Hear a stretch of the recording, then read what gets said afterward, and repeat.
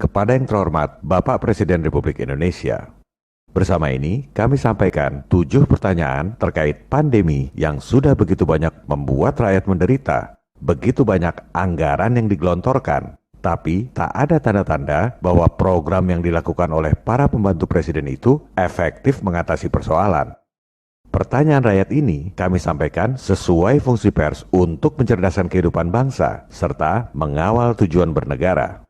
Semua pertanyaan ini tidak sembarangan kami sampaikan, melainkan setelah terlebih dahulu melakukan investigasi jurnalistik berdasarkan data-data yang kredibel di seluruh dunia. Secara garis besar, 7 pertanyaan rakyat ini adalah: pertama, kami mempertanyakan penetapan pandemi tanpa pernah melakukan pembuktian sebab akibat antara tersangka virus dengan penyakit menular.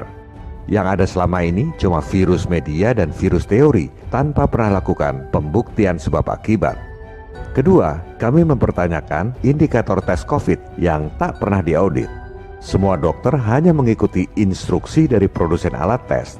Padahal tak ada dasar penelitian indikator tes itu dibuat berdasarkan tersangka virus yang sudah memenuhi pembuktian sebab akibat yang solid dengan penyakit menular. Akibatnya, penyakit bawaan dianggap COVID sehingga jumlah kasus seolah tinggi terus. Ketiga, mengapa hampir semua dokter, termasuk para penasihat presiden dan menteri-menteri, tak ada yang sadar pentingnya pembuktian sebab akibat tersebut. Keempat, tentang vaksin yang dipropagandakan manjur, tapi Menkes sendiri bilang vaksin tak membuat kebal COVID. Jadi vaksin ini manjur atasi COVID atau manjur habiskan anggaran? Kelima, tentang data resmi dari PBB. Terbukti bahwa selama pandemi tahun lalu, tingkat kematian dunia tidak bertambah. Keenam, negara-negara besar lain seperti China, Amerika, dan Rusia tidak mewajibkan vaksin pada warganya. Kenapa Indonesia begitu overacting, tega mendenda rakyatnya sendiri? Ketujuh, sampai kapan drama virus anggaran yang tak pernah dilakukan pembuktian sebab akibat dengan penyakit menular ini dilakukan?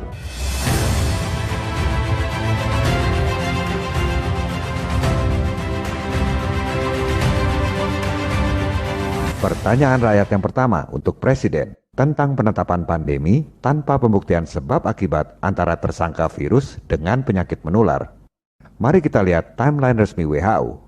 Tanggal 31 Desember 2019, WHO menerima info berjangkitnya penyakit misterius di Wuhan. 2 minggu kemudian, tanggal 12 Januari 2020, WHO mengklaim sudah berhasil memetakan genetik spesies virus baru. Sudah dikasih nama pula, COVID-19. Penelitian cuma 2 minggu bisa tetapkan pandemi di seluruh dunia. Apa dasarnya? Dasarnya adalah penelitian tanggal 10 Januari 2020 di Wuhan dan 13 Januari 2020 di Berlin. Yang diperiksa cuma 3 sampel, cuma dilakukan PCR test biasa. Ada makhluk yang disebut virus, langsung dianggap itu adalah penyebab penyakit menular. Tanpa dilakukan pembuktian sebab akibat, apakah betul si tersangka virus itu adalah penyebab penyakit menular di Wuhan.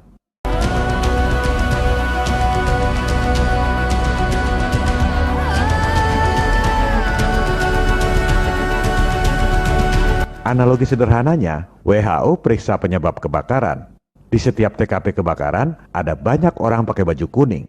Maka orang-orang berbaju kuning itu divonis sebagai penyebab kebakaran. Padahal itu pemadam kebakaran yang sedang memadamkan api.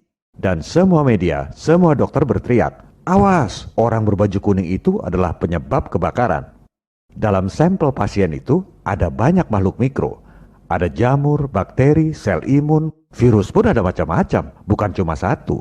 Seharusnya diteliti dulu makhluk mikro mana yang menyebabkan penyakit menular. Kalau asal comot dan asal tuduh tanpa dilakukan pembuktian sebab akibat, maka indikator tes pasti meleset terus. Yang nggak sakit dibilang sakit karena indikatornya. Dan vaksin sudah pasti salah sasaran. Pandemi tak akan selesai.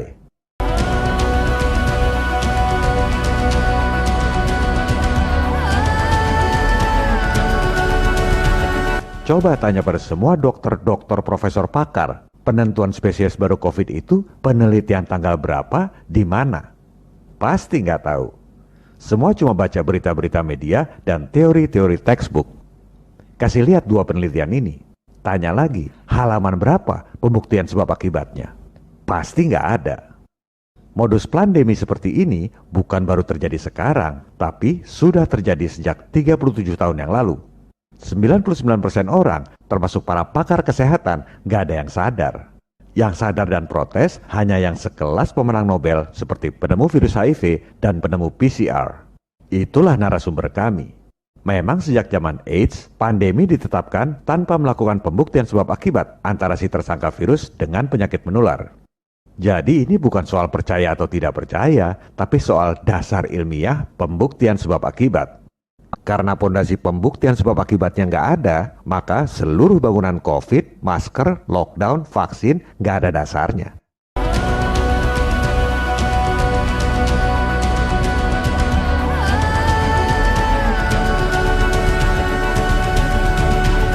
Pertanyaan kedua dari 7 pertanyaan buat Presiden tentang indikator tes COVID yang tak pernah diaudit. Semua orang ketakutan COVID karena lihat statistik. Lihat rumah sakit pada penuh, famili saya kena COVID, dan lain-lain. Itu semua akibat indikator tes yang tak pernah diaudit. Ada 3 metode tes yang umum digunakan di seluruh dunia. Kita ambil referensi dari Health Plus, Rumah Sakit Mount Elizabeth, Singapore. Metode tes COVID yang dianggap paling akurat adalah PCR swab.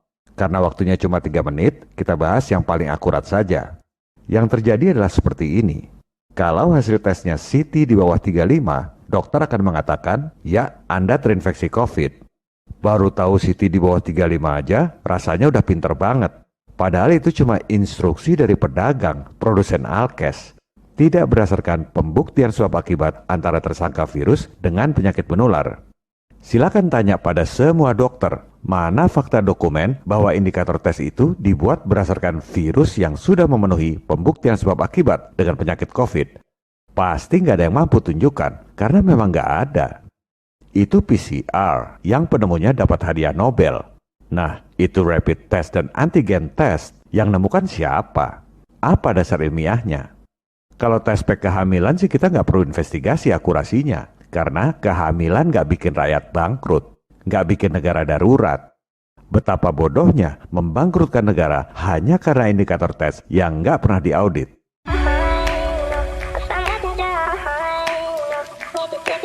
Pandemi ini bisa disetting dari jumlah tes. Kita lihat data jumlah tes di Indonesia. Ketika Lebaran, tanggal 4-17 Mei, jumlah tes diturunkan. Terus bilang, terbukti larangan mudik mengurangi kasus COVID. Ya jelas saja berkurang, orang jumlah tesnya dikurangi. Kalau mau bikin situasi seolah genting, supaya jadi alasan PPKM atau lockdown, juga gampang. Naikkan jumlah tesnya. Lihat jumlah tes dari tanggal 16 Juni sampai 2 Juli 2021. Jumlah tes sengaja dinaikkan sehingga kasus COVID tinggi. Timbullah alasan buat keluar anggaran lockdown, serta alasan buat maksa vaksin. Padahal, kalau lihat di Amerika, jumlah tes malah sengaja diturunkan sejak era Joe Biden. Elit lokal di sana kasihan sama rakyatnya, nggak seperti di negeri yang gila anggaran. Seperti yang dikatakan oleh sang penemu PCR dan pemenang Nobel, Dr. Kary Mullis, naiknya kasus epidemi adalah karena naiknya jumlah tes, dan karena orang pada dapat duit dari situ, bisnis anggaran. The number of cases reported went up epidemically. Exponentially, because the number of tests that was done went up exponentially, because we're making more and more money off of it every year.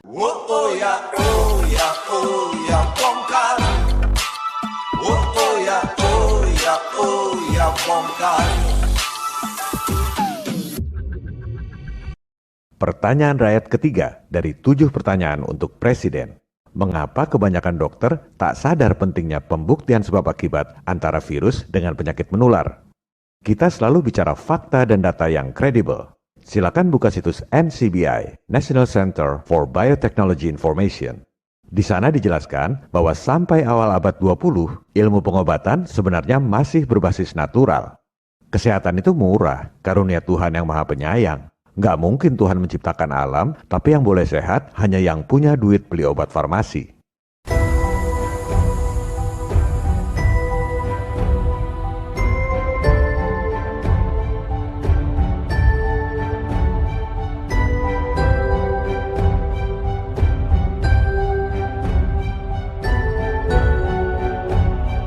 Di awal abad 20, pentolan elit global yaitu Rockefeller membayar Asosiasi Medis Amerika untuk mewajibkan kurikulum teori kuman yang diusung oleh Louis Pasteur, bahwa penyakit menular disebabkan oleh makhluk kecil yang nggak kelihatan. Disebut teori kuman atau germ theory karena memang cuma teori doang, nggak ada pembuktian sebab akibatnya. Pokoknya kalau ada penyakit menular, harus ada kambing hitamnya, yaitu kuman atau zaman sekarang virus. Solusinya, kasih obat kimia buatan industri farmasi. Nggak usah dibuktikan apakah kuman atau virus itu penyebab penyakit. Yang penting beli obat farmasi atau vaksin. Itu sebabnya hampir semua dokter di dunia tidak mempertanyakan pembuktian apakah betul virus itu penyebab penyakit menular.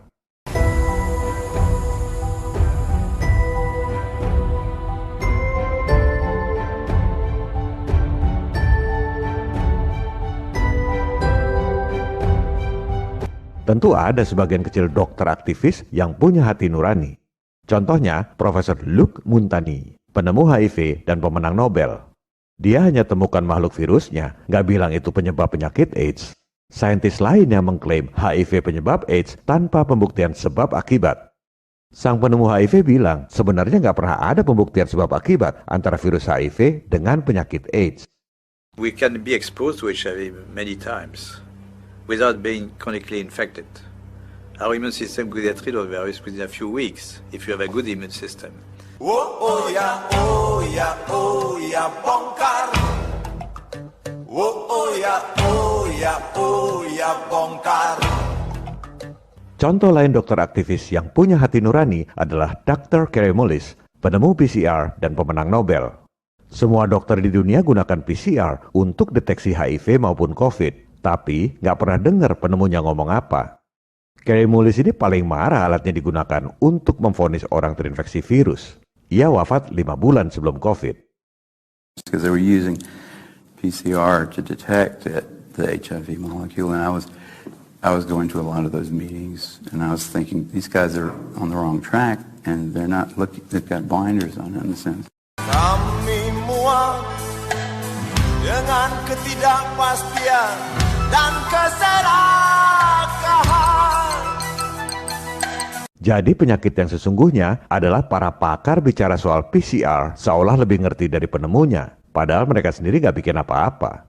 Itulah yang membuat bisnis pandemi berjalan terus selama 37 tahun terakhir tanpa pernah terbongkar. Oh ya, bongkar. Oh ya, bongkar. Oh ya, bongkar. Oh ya, bongkar.